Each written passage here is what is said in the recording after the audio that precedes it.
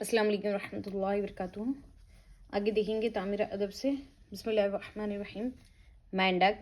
مینڈک ایک ایسا جانور ہے جو پانی کی تہ میں اور خشکی کے اوپر بڑی آسانی سے رہتا سہتا ہے۔ اس کا بدن موٹا اور بے ڈھنگا ہے، بڑا سامنا، موٹی موٹی بڑی آنکھیں، نرم نرم نزلجی کھال، بہت چپچپا اور بھونڈا، اسی واسطے نہ تو دیکھنے میں خوبصورت لگتا ہے نہ ہاتھ لگانے کے قابل ہوتا ہے، مگر پھر بھی اس میں کئی باتیں عجیب و غریب ہے۔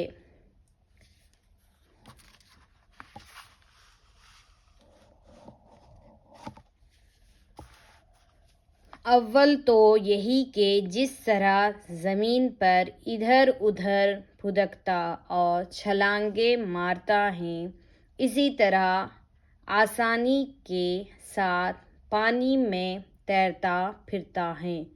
دوسری بات ہے کہ جب وہ پانی میں غوطہ مارتا ہے تو ہماری تمہاری طرح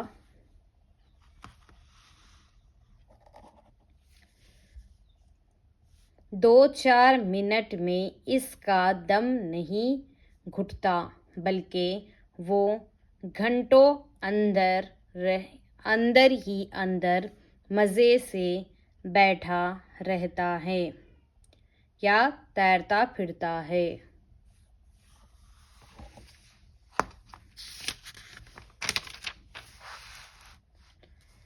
تیسری بات یہ ہے کہ پانی نہ رہے یا بہت سردی ہو تو کبھی تالاب کے نیچے کی مٹی میں، کبھی نالوں اور نہروں کے کنارے سوراخوں میں یہ مینڈک اس طرح رہتے ہیں جیسے کوئی پڑا سو رہا ہو، اور اسی حالت میں مہینوں گزارا کرتے ہیں۔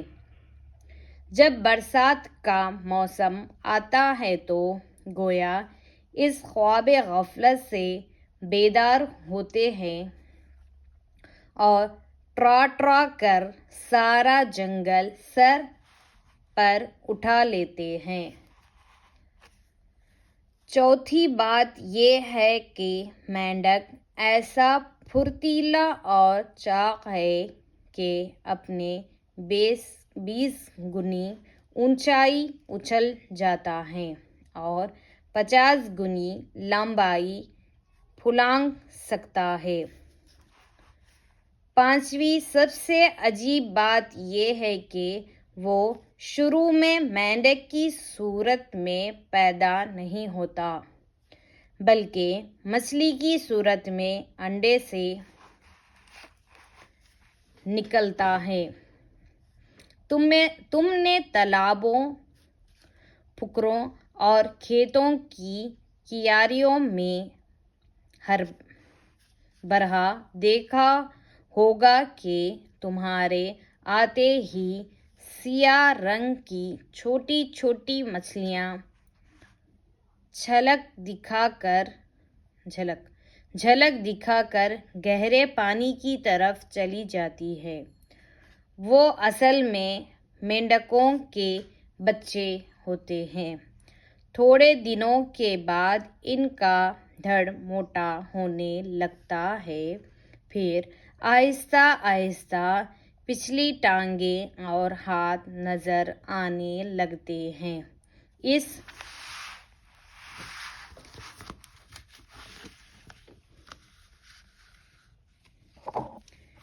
اس طرح 8 ہفتے گزرنے تک پورے مینڈک بن جاتے ہیں۔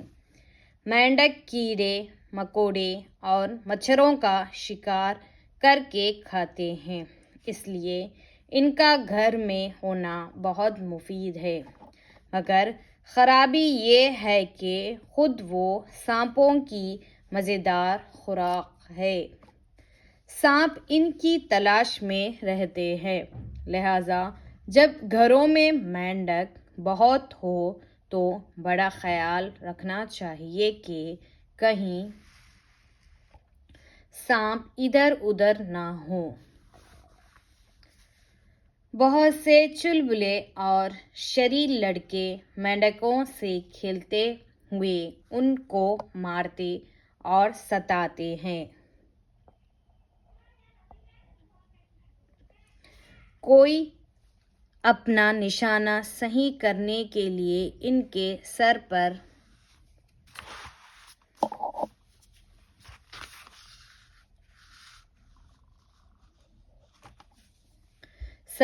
ڈھیلا یا اینٹ کا ٹکڑا مارتا ہے۔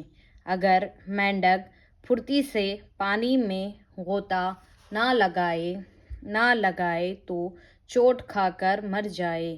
بعض لڑکے زمین پر چلتے ہوئے مینڈک کو چھڑی سے مار مار کر اپنا جی بہلاتے ہیں اور بعض پیروں سے ٹھوکر مارتے ہیں۔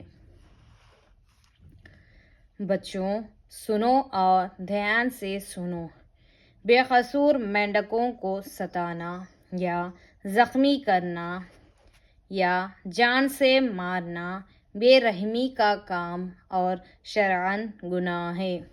اس قسم کے لڑکے بڑے چھچورے اور نالائق ہیں۔ بے خطا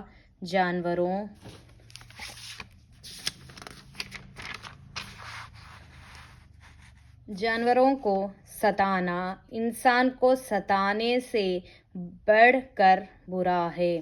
یہ ضرور ہے کہ ہمارے مذہب نے مچھلی، چوپائے اور چڑیا کا شکار کرنا جائز قرار دیا، لیکن شرط یہ ہے کہ شکاری آدمی دوا یا غذا حاصل کرنے کی نیت رکھتا، اور اگر کوئی شخص محض دل بہلانے کی خاطر شکار کرتا ہو وہ شرعاً گنہگار ہے۔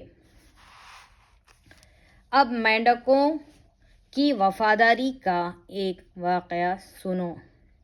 جب بابل کے کافروں نے حضرت ابراہیم علیہ السلام کو ختم کرنے کے لیے ایک بہت بڑا آتش کدہ تیار کر کے اس میں آگ جلائی تو اس موقع پر مینڈک اپنے منہ میں پانی لے کر پہنچے اور آگ پر چھڑکنے لگے تاکہ وہ بجھ جائے۔ یہ ظاہر بات ہے کہ مینڈکوں کے چند قطرے پانی ڈالنے سے ہرگز وہ آگ بجھ نہیں سکتی، مگر انہوں نے اپنی سخت بھر کوشش کر کے یہ ثابت کر دیا کہ مینڈک ایک پیغمبر کے وفادار اور طرفدار ہیں۔ اسی لیے حضور اقدس صلی اللہ علیہ وسلم کے صحابی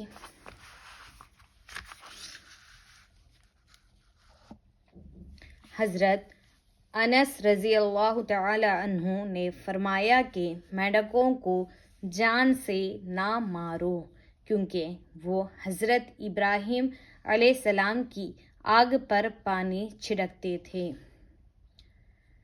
اب لگے ہاتھوں گرگٹ کا بھی حال سن لو۔ وہ حضرت ابراہیم علیہ السلام کی آگ بھڑکانے کے لیے پھونک مارتا تھا۔